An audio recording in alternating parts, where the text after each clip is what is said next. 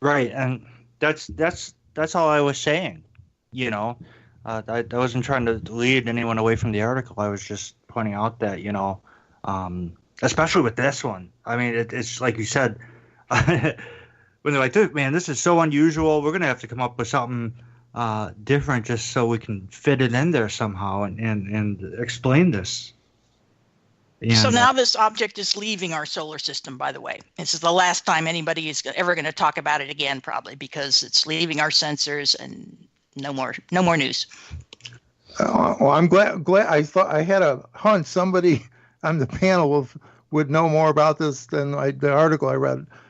So I'm glad you chimed in, Gene, and filled me in on what else was going on with that. So yeah, it's traveling so fast that there's no way we could track it or learn more information on it.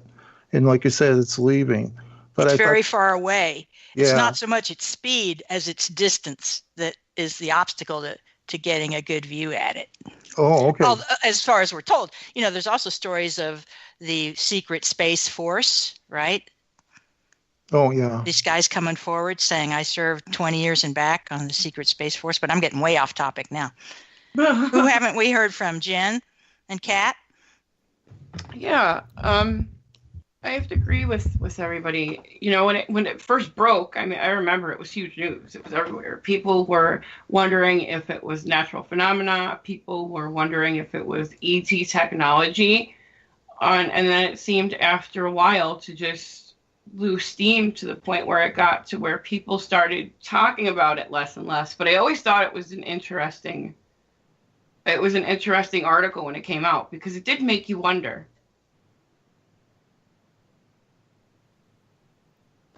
It still does.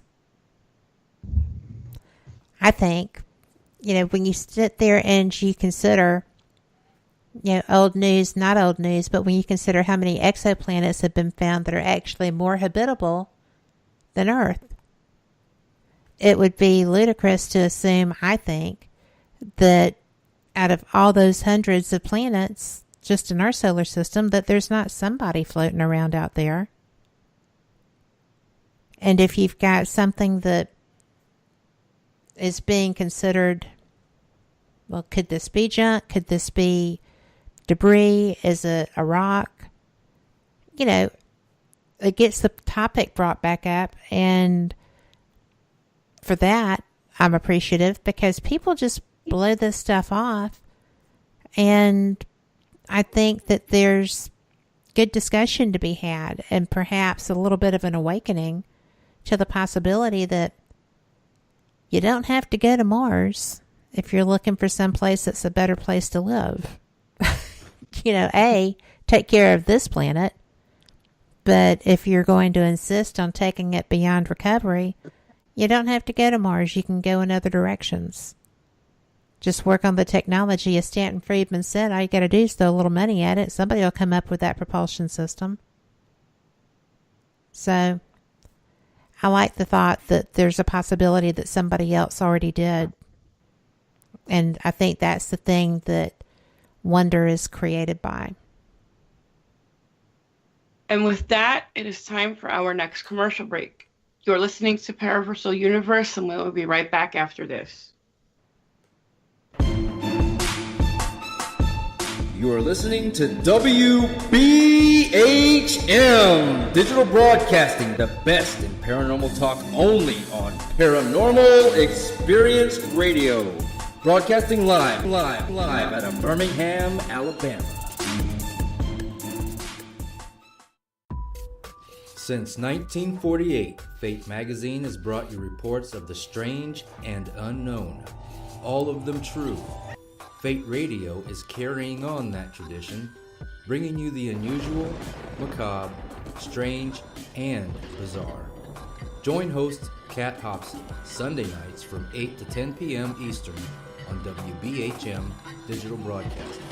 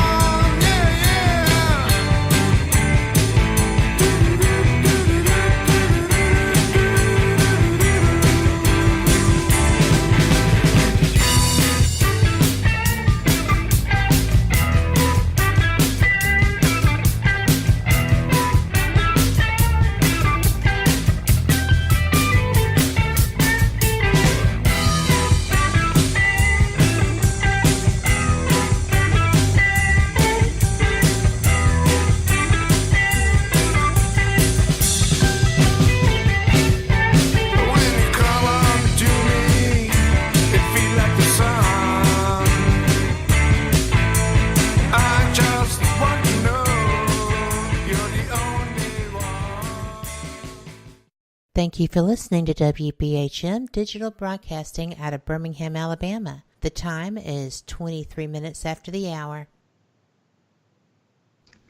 Hello, everyone. Welcome back from our commercial break. This is Paraversal Universe, produced by WBHM Digital Broadcasting, also heard on WCET-FM and the Rift Radio Network. We're your hosts, Kevin and Jennifer Malek, and this is the Paralogian Report.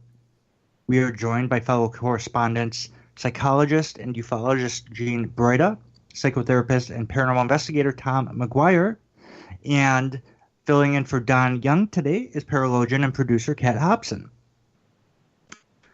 Before I bring them all back on, let's take a moment to mention our network AM/FM affiliates on terrestrial radio through and including WCET 101.7 FM, Columbia, South Carolina, Columbia Talk, High Point Radio 100.5 FM, and 1620 AM out of New Jersey, which broadcast in New York, New Jersey, Pennsylvania, and West Virginia, and KOI 1230 AM in Phoenix, Arizona.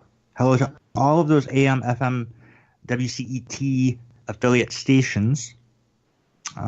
We thank you so much for tuning in, and we're glad you're with us. This segment is brought to you by the Parasociology like page on Facebook.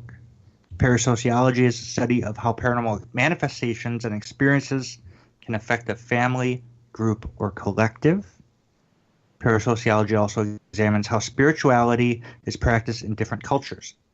So go check that out and leave a like for future content. All right, back to the show. This is Paraversal Universe and the Paralogian Report. And it is my turn to read an article. And the article I chose comes from Mysterious Universe. This just came out very recently. This is by Brett Tingley from February 7th, 2019. And images of mysterious shadow people found in declassified CIA files.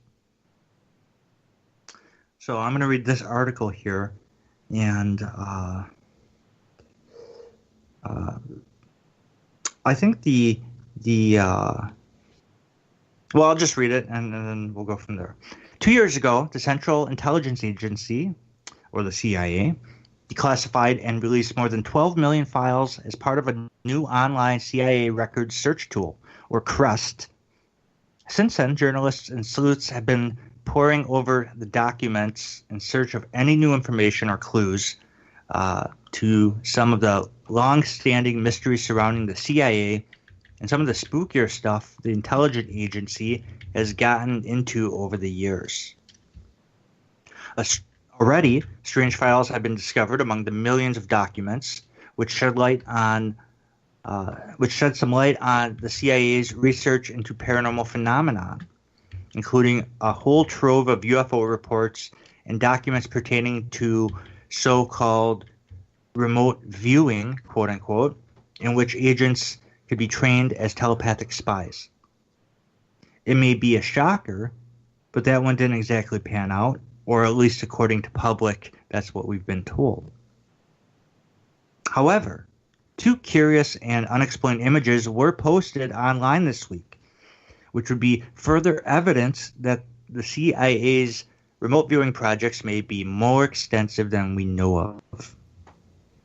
The images were brought to light by the nonprofit watchdog site Muckrock, which brings together journalists, researchers, activists, and regular citizens to request, analyze, and share government documents. Muckrock volunteers are currently sifting through the CIA's CREST files in search of interesting evidence, and they've certainly found it in these images. The images were found in a file from 1971 titled "Picture of a Man," and appear to depict the silhouettes of two individuals wearing suits. The silhouettes are composed of visual noise, almost like television static, and have empty voids where their faces should be. By far, the most curious aspects of the pictures are the two numbers emblazoned across the individual's torsos. One bears a number 1569, while the other figure, a mirror image of the first, sports the number 1572. It's unknown what the numbers may mean, or what these images may have been used for. Why would the CIA have made and archived these images? Who or what do these pictures even depict? Given the CIA's history with MK Ultra and the Stargate project and the like, there's no telling what high strangeness these images were intended for. For now, this remains a mystery and a creepy one. So, they call it shadow people, but I don't think I would have used that term, because it's not a shadow person as we normally think of. What the picture shows is basically the shape, the outline of a human, but everything inside the outline is white noise, or like the static that you see on your TV. And that's interesting. I've heard a lot of things, but I've never heard of like static people or whatever name you might want to give these individuals.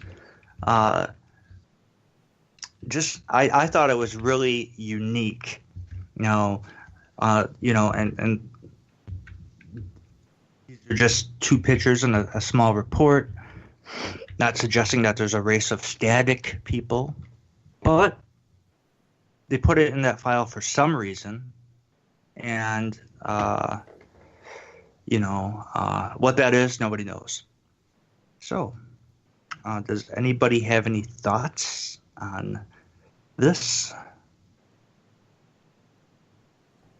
I know that I have never seen a single piece of evidence or proposed evidence with static people. I find that fascinating. Yeah, and a little freaky. Right. I mean, I've done this forever. You have too, in various shapes and formats. And I don't know what on earth that could be. Are they trying to make a play on it from like that movie with the little girl in the television? I mean, was that where they got this idea? What, you have to go back and research the history and time frame of that photograph. That is very odd.